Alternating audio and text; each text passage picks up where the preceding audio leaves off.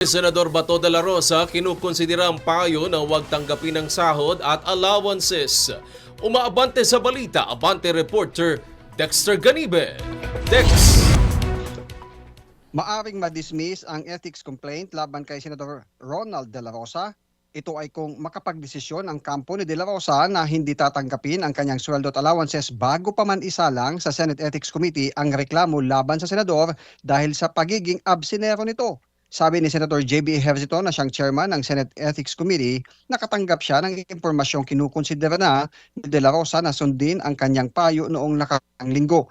Medyo nahirapan lang niya sila sa komunikasyon sa senador na hindi pa rin umano makontak ngayon, pero may impormasyon niya mula sa kanyang kampo na maaaring makapagdesisyon hanggang sa susunod na linggo. I think meron ng they're just waiting for the final decision. They are already considering. So yun ang maganda. We don't know how to get in touch with him, no? Kaya lang, meron namang parating na mukhang na pinag-uusapan na nila ng kanyang kampo. Hopefully, magkaroon na ng positive development by next week. Kanina, sumalang na sa ethics hearing ang unang complaint at kita nito kopya ng reklamo ang hindi napangalan ng senador. Nasa 5 reklamo palab de la Rosa sa pila na diringgin na reklamo. Ako, si Dexter Ganibe, abante.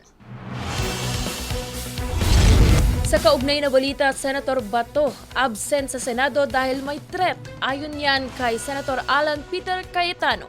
Umabante sa balita si abante reporter Chill Emprido. Gustuhin man raw ni Senator Ronald Bato de la Rosa na magpakita at humarap sa Senado. Wala umano itong magawa dahil sa banta sa kanyang buhay. Sa ambush interview, sinabi ni Senator Alan Peter Cayetano na gusto na umunong pumasok ni Senator de la Rosa. Ngunit may threat umano sa kanya at walang assurance ang pamahalaan na protektahan siya. Ang sinasabing threat ni Cayetano ay ang kaugnayan nito sa kaso ng International Criminal Court kaugnay ng war on drugs noong panahon ng Duterte administration. Ko lang yung kay Senator Bato. Lahat ay gustong pumasok siya. Gusto ni Senator Bato pumasok.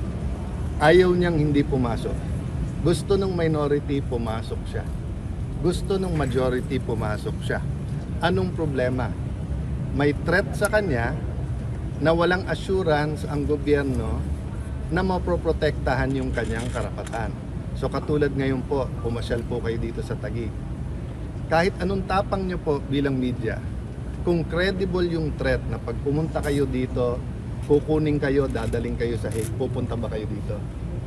May nakausap umano siyang malapit na kaibigan ni Bato at sinabi nitong lalabas lang si Bato kung may assurance na sakaling dito man siya maaresto ay dito siya ikukulong at hindi sa The Hague, Netherlands. Wala pang kumpirmasyon kung nasaan talaga ang senador, ngunit may mga pahiwatig na siya ipalipat-lipat ng lugar. Ako si Chill Emprido, abante.